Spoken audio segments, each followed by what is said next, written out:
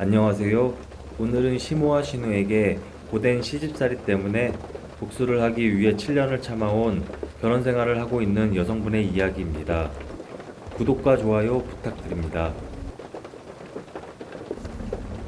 결혼 8년 차이며 23 어린 나이에 결혼을 해서 그리 늙지도 않은 시어머니 신우에게 결혼하면서부터 받은 스트레스와 그리고 시집살이 아닌 시집살이, 남편은 가운데서 실도 하나 붙이고 그저 우리 누나, 우리 엄마 하는 신랑 덕에 아이가 잠들면 혼자 크게 음악을 듣는 게 내 스트레스를 푸는 유일한 일이었고 낙이었습니다. 남편은 은근 가부장적인 면이 없지 않아 있고 여자는 시댁에 잘해야 하며 나이 어린 사람은 자기보다 연장자에게 무슨 일이건 이해를 해줘야 하고 맞벌이도 하며 육아도 완벽해야 하는 그런 남자입니다. 결혼 전엔 정말 아예 몰랐고 신혼 때도 크게 못 느끼다가 점점 드러나기 시작했습니다.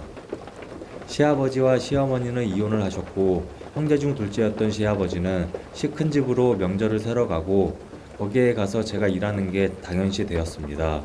남편도 자기도 매년 갔다고 우기며 가서 일해야 한다더니 웬걸 결혼 이후 첫 명절에 갔더니 땡땡아 이게 얼마 만에 명절에 보는 거냐, 너 군대 간 이후로 처음이지?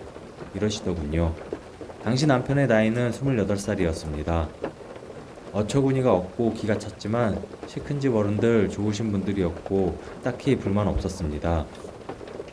시어머니는 남편과 결혼할 때쯤 다른 분과 동거를 했고 혼인신고를 한지는 모르겠고 너의 시댁은 여기다 라고 생각하시는 분입니다. 시 큰 집에 들렀다가 명절 오면 시어머니께 들렸고 걸어서 10분 거리 옆 아파트가 친정이지만 출가 외인이 어디 친정을 갈 생각을 하느냐, 친정 식구들과도 발길을 줄이는 거란다 라고 하는 시어머니. 바보 같은 남편은 구경만 합니다. 그래서 명절에 단 한 번도 친정에 가본 적이 없습니다. 어차피 가까워서 명절이 끝나고 저 혼자 아이들 데리고 갑니다.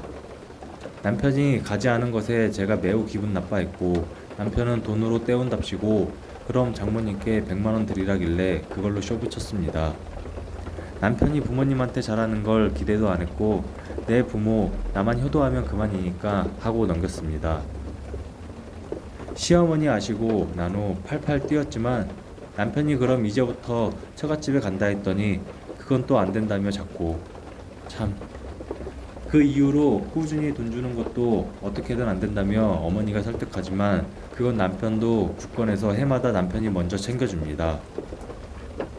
처음에는 울기도 많이 울었습니다. 같이 사는 동거남이 시아버지 행세하며 며느리 하다가 허구한 날 술 마시고 저한테 술을 권하고 자기 기분 나쁘며 훈계까지 하시네요. 덩달아 신랑보다 1살 많은 신우까지 합세하더라고요. 시아버지 버젓이 살아계시는데 그 동거남에게 아빠 하는 거 보면 콩가루도 이런 콩가루가 없습니다. 본인은 윗사람 신우이니 형님 하며 깍듯이 모셔야 하고 어른 대하는 마음으로 해야 한다고 생각하네요. 하는 행실을 보면 기가 차는데 차분, 그놈과는 거리가 멀고 자기 기분대로 뻑하면 남편에게 입에 담기 싫은 욕들, 이런 말들을 서슴없이 하고 시어머니도 마찬가지입니다. 딱 전형적인 옛날 시골 할매들 같은 스타일입니다. 남들보다 덩치가 커서 4.2kg에 태어난 아들, 자연분만이라 회원부 깨매고 거의 못 앉아 있었는데 시어머니 신우 병문안 와서는 바닥에 앉으라고 했던 사람들입니다. 이유는 어른이니 우리가 침대에 앉고 넌 바닥에 앉으라고 했던 신우와 시어머니. 당시 아예 앉지도 못해 옆으로 팔 괴고 누워서 남편이 밥 떠먹여주면 먹고 있는 상태에서 그러더라고요. 당연 회원부 방석도 없었고 마침 남편은 잠시 나간 상태로 너무 아파서 인상을 찌푸리니 표정이 그렇다며 둘이 돌아가며 연설을 하고 가버렸습니다. 어찌나 울었던지 결국 덧나서 한참을 고생했네요. 아이가 태어난 지 100일 지난 뒤로는 일주일 중 4일은 시댁에 가 있는 일이 다반사였고 아이가 5살, 올해 초까지도 그렇게 했습니다. 남편은 내 앞에선 시어머니 편, 시어머니 앞에선 내 편을 들어서 꼭 나랑도 싸우고 시어머니랑도 싸우고 그걸 다시 나한테 와서 그 이야기를 해 시험이랑 싸웠다, 너 때문이다 라는 뉘앙스로 이야기합니다. 멍청하고 미련한 것도 이 정도면 상줘야 하지 않나 싶네요. 여튼 이런 비슷한 시어머니 신우의 갑질 이야기들은 여기저기 많이 있고 저도 크게 다를 바가 없네요. 친정엄마 속상할까봐 말도 못 꺼내고 혼자 벙어리로 냉가슴 앓듯 그렇게 있다. 그러다 그 꼴통 신우가 작년 초 결혼을 했습니다. 술 먹으면 개 쌍욕은 기본이고 자기가 실수해도 미안한 마음은 당연히 없고 사과도 안 하고 숨어버리는 신우. 그저 나이에 비해 여기저기 고쳐놔서 나쁘진 않았고 나이가 있는 남자가 덥석 물었습니다. 시어머니는 신이 나셨네요. 그러다 작년 추석 시큰 집에 갔다가 아침에 제사 드리고 바로 시어머니 집 넘어와 있는데 얘는 언제 오냐며 자꾸 전화를 하는 시어머니. 저녁이 돼도 연락 없던 신우가 전화가 왔습니다. 고모부? 신우의 남편 호칭은 잘 모르고 뭐라 불러야 하는지 물어보니 다들 모르고 그래서 그냥 고모부라고 부르려고 합니다. 집안이 제사 많고 장손에 뭐 그런 집안이라고 하네요. 일도 많은 데다가 며느리라고는 딱 하나 신우뿐이라 명절 당일이 지나가도 친척 어른들이 많이 계속 오셔서 갈 수가 없다고 하는 신우. 시어머니는 난리 났고 어디 그래도 친정을 안 보내냐, 너는 귀한 집자식 아니라니 라며 어쩌고 저쩌고 내가 앞에 있는데 말도 잘하시네요. 그냥 뻔히 바라봤습니다. 어찌나 꼬시던지. 비집고 나오는 웃음을 참기가 힘들어 방으로 들어가 숨죽여 웃고 나왔더랍니다. 결국 추석 명절이 다 지나도록 신우는 오지 못했고 올해 설날도 마찬가지였습니다. 작년 추석 이후 남편과 아이를 데리고 시어머니 집에 가면 시어머니는 궁시렁대며 신우가 잘 오지도 못한다며 애가 타듯이 말을 하시는데 그때 제가 여자는 결혼하면 출가 외인인데 어디로 올 생각을 해요. 어머니가 말씀하신 거고 형님도 그렇게 생각을 했는데 딸이 결혼하고 본인이 겪어보니 마음이 달라지나 봐요. 아, 똥 싸러 갈 때 마음, 나올 때 마음 다르다더니 사람은 참 간사한 것 같아요. 라고 생각만 하고 있던 말이 터져버렸습니다. 시어머니 얼굴이 빨개지고 남편은 서둘러 집에 가자 하고 10년 묵은 체중이 가라앉은 것 같은 그런 기분이었습니다. 그때부터였던 듯합니다. 시어머니는 남편에게 너무 자주 오지 않아도 된다며 넌지시 자꾸 이야기를 했고 남편도 은근슬쩍 내 생각해주는 척 가지 말자고 하더라고요. 왜 그러냐며 아이가 할머니 보고 싶어 하니 더 가자고. 처음 2달 정도는 친정에 못 가고 그 이후부터 일주일 내내 다녔습니다. 시어머니는 뭐라 말도 못하고 그 사이 신우가 한번 오려고 전화 온 거 내가 받아서는 여자가 시집가서 어디 친정을 생각을 하냐고. 형님 그 나이 되도록 음식 잘 못하고 소질도 없는데 시댁 가셔서 많이 배우시라고. 제사도 많으면 많이 도와드리고 해야 할 것 같다 했더니 씩씩대다가 전화를 끊고는 둘이 애가 타는 게 보이더라고요. 얼마나 꼬시던지. 남편도 안절부절 불안해하고 어느 날은 남편이 너 일부러 누나 못 오게 그러는 거냐고 화내듯 이야기하길래 무슨 말이냐고. 아이가 할머니 보고 싶어 해서 가는 거지. 그리고 당신도 그간 꾸준히 봤으니 잘 알지 않냐고. 여자는 출가 외인인데 어디 친정에 자주 놀러 오려 하냐고. 그건 그 집안의 신년 같은 거 아니냐 했더니 에잇 하면서 나가버리더라고요. 그리고 올해 초 설날에 선포하고 왔습니다. 앞으로 명절에 남편만 올 거고 아이도 올 일 없고 저도 안 오겠다고요.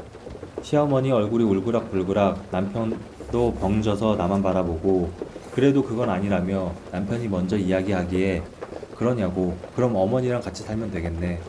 아저씨까지 잘 모시고 살라니까 제가 같이 살자고 했어요. 출가 외인은 시어른 모시고 사는 게 아니겠냐 했더니 아니다라며 같이 사는 건 불편하고 자기는 자기 식구 아니면 불편해서 못 산다고. 시어머니가 거절하네요. 그럼 나는 안 오겠다 했더니만 집안교육이 어쩌고 궁시렁대는 거 등 돌리고 집에 왔습니다. 이후 제가 둘째를 낳았는데 보러 오시지도 않고 그러던 어느 날 신우가 애 낳았다길래 친언니한테 같이 가자 해서는 똑같이 바닥에 앉혔습니다. 친언니 나이가 신우보다 더 많으니까요. 신우는 회원부 방석이 있어서 거기에 앉긴 했는데 그래도 힘든지 비스듬히 앉았길래 형님 반드시 앉으세요. 윗사람 계신데 예의가 아니에요. 하고는 반드시 세워 앉혔습니다. 나중에 시어머니가 남편한테 지랄지랄 전화가 왔는데 남편이 땡땡이도 그때 엄마가 그래서 얼마나 고생한 줄 아냐며 뭐라 하고 나한테도 뭐라 하긴 했지만 근데 기분이 너무 좋아 죽을 것 같더라고요.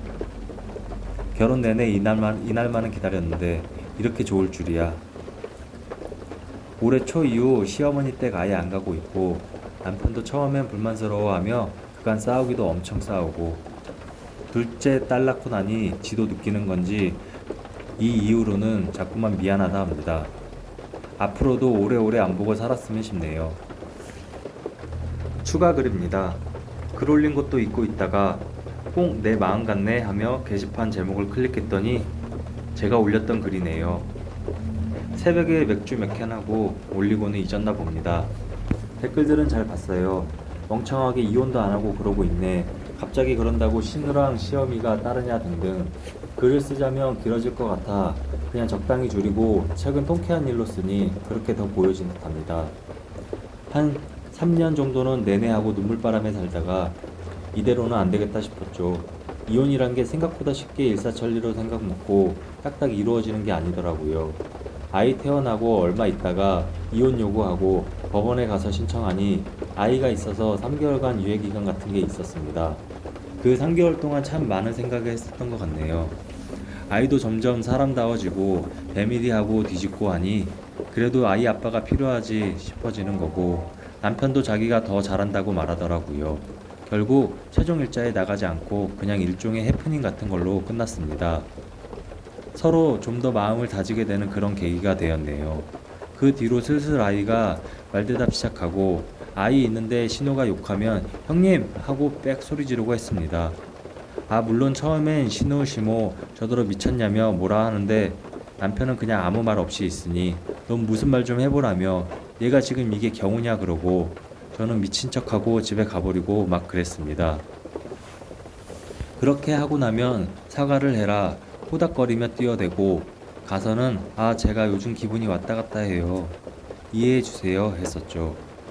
나중에 시어머니 진짜 스트레스 받아 한숨까지 쉬고 전 그냥 미친 여자 코스프레 또 정상적으로 있다가 반복하고 뭐 그랬습니다.